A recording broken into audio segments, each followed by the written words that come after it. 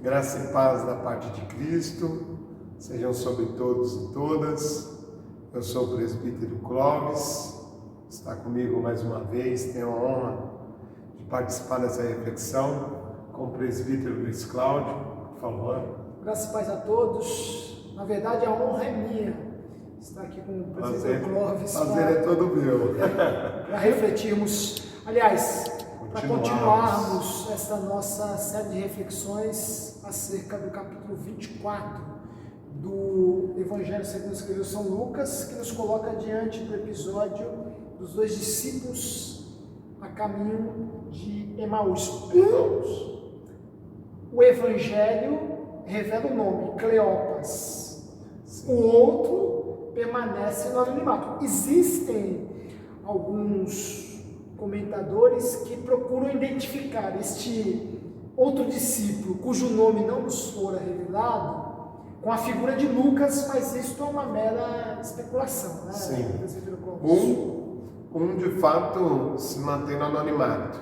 E é bem curioso isso, porque o Evangelho de Lucas também já foi intitulado o Evangelho dos marginais, pessoas que estão à margem da sociedade, e vemos isso, Gadareno e tantos outros que estavam excluídos da sociedade, sejam por uma doença ou por outros problemas.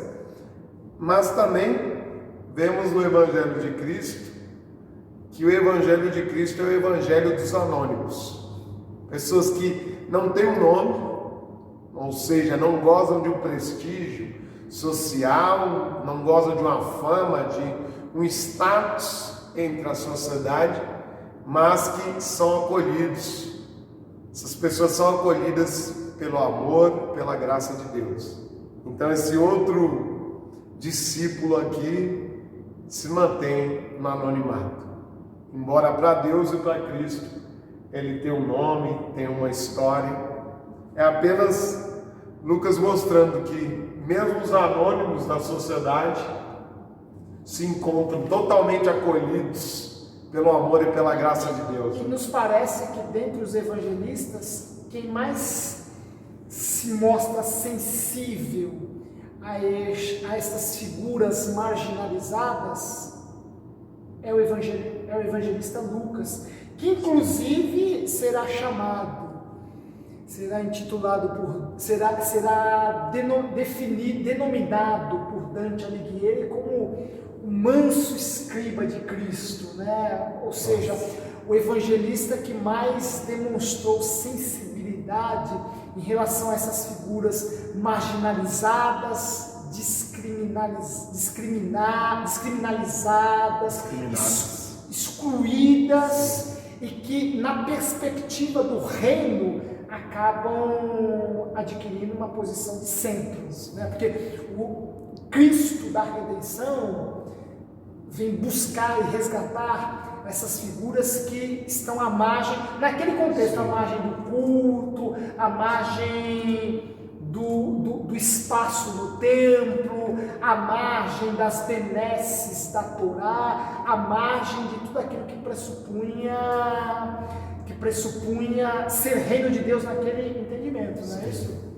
Isso mesmo, verdade. Esse evangelho maravilhoso dos anônimos.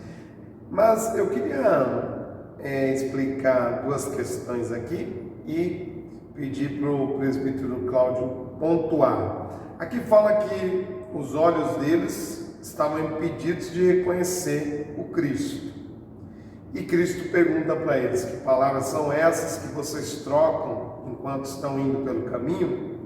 E eles pararam com o rosto sombrio. Aqui a Jerusalém traduz, né? Com o rosto sombrio. O termo, né, que aparece aqui no grego é o termo skitropoi. E skotos em grego está relacionado à sombra, ao que é sombrio. E juntou, na verdade, esse skitro com essa terminologia pós, que ao pé da letra seria a ideia de sombrio, contida nesse skitro, a ideia de sombrio, a ideia de tristeza, a ideia de melancolia, com uma partículazinha que significa vista, aspecto. Ops, em grego, significa vista, aspecto. Desculpa, é bom deixar bem claro que este era o semblante, esta era a descrição do semblante deles, que eles já levavam no caminho. Sim. Não foi esse semblante Não, sombrio, não não foi foi causado pela Cristo. presença desse estrangeiro, né? Desse estrangeiro que eles nem sabiam quem era Cristo. Sim. Na verdade, esse aspecto, essa face sombria, essa face melancólica, triste, essa vista sombria, escurecida, na verdade se dá pelo Cristo que eles sentiam ausente, embora não estivesse ausente, né? Como vamos ver. O presbítero Clóvis, essa tua colocação é extremamente rica, porque este é o semblante que eles carregam pelo caminho, causado pela última imagem que eles tiveram do Cristo, que é o Cristo crucificado, né? Verdade. Não é? Essa impressão desses últimos momentos do Cristo da cruz. Como se a relação deles com Cristo tivesse se esgotado, se esvaído ali, naquela cena. E nós veremos que não, né? Veremos que não. E que para eles pensaram que fosse o fim ali, e como se essa imagem ficasse, né, impressa no semblante deles, na alma deles, como nós vamos ver. Então nós podemos dizer que eles ficaram com os rostos melancólicos, com os rostos tristes, com as vistas ou com as faces sombrias, melancólicas, dada essa angústia que eles vivenciaram. Apostaram tudo no Cristo e pensavam que ele não tivesse ressuscitado. Mas o que é interessante é que, por conta da angústia, talvez essa melancolia neles, que vedasse os olhos deles, que os impedisse de ver o Cristo, de reconhecer o Cristo, essa amargura da alma. E quantas vezes as frustrações na nossa alma nos impedem de ver o Cristo no caminho. No nosso sofrimento nós pensamos, Cristo não está mais conosco, Cristo nos abandonou. E muitas vezes essa nossa visão é turva, é vedada por conta de uma angústia, de uma frustração na alma. Isso nos impede de reconhecer o Cristo. Queria que você, a gente pontuasse isso também. A gente potencializa tanto a causa da angústia que a gente não encontra uma fenda para divisar a luz, para contemplar o maravilhoso que se coloca no caminho conosco e deseja atenuar toda essa... Isso que você colocou, à medida que você ia fazendo essa construção, eu me recordava do episódio em que os discípulos estão num barco e Cristo vem andando sobre as águas para acompanhá-los. Eles pensam ser um fantasma, não é? Às vezes nós estamos tão presos àquilo que é angustiante, aquilo que nos desperta medo, incerteza, que quando o maravilhoso se mostra diante do nosso olhar, nós logo distorcemos a sua imagem, julgamos ser qualquer outra coisa menos o maravilhoso. Ora, eles não reconheceram o peregrino estrangeiro que se pôs ao lado deles e começou a andar com eles. Por quê? Porque a imagem da crucificação estava tão... E crucificação interpretada, racionalizada, como sendo o termo de todas as perspectivas de reino, de vida, de existência que Cristo havia inspirado neles, que não foram capazes de reconhecer o maravilhoso que se pôs com eles e se ofereceu para continuar com eles na caminhada. Caminharam praticamente 11 quilômetros, é isso? Caminharam praticamente 11 quilômetros sem reconhecer a presença do maravilhoso.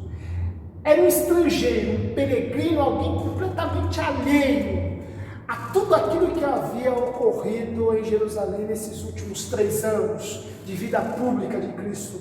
Ali em Jerusalém, na Judéia, na Galiléia, enfim, naquela região da Palestina.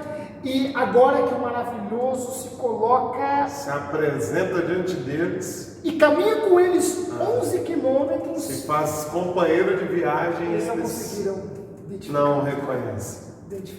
Quantas vezes carregaram o mesmo semblante de decepção, de angústia, sombrio, e nos rouba a percepção. É como o presbítero disse: o Cristo vinha salvá-los em meio à tempestade, e no auge de seu desespero, no auge de seu medo, eles viram no Cristo a figura de um fantasma.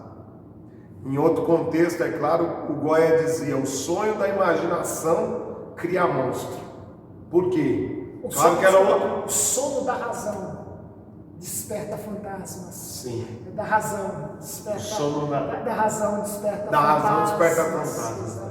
Exatamente. E em outra tradução fala o sonho da imaginação. Da imaginação, também, interessante. Criar monstros. Essa outra versão eu conheci. Mas é interessante, porque de qualquer forma, no auge do nosso desespero, do nosso medo, da nossa certeza, da nossa angústia, é o Cristo e nós julgamos ser um fantasma. É o Cristo e nós julgamos ser um peregrino qualquer e não entendemos que é o Cristo que se faz companheiro de viagem nossa. E apenas para concluir, voltamos ao mesmo tema. Quanto maior for a ausência do Cristo ressurreto de nossa existência, maiores serão os nossos fantasmas, mais assustadores serão os nossos fantasmas, mais forte o objeto que nos causa medo, maior o motivo do nosso desespero.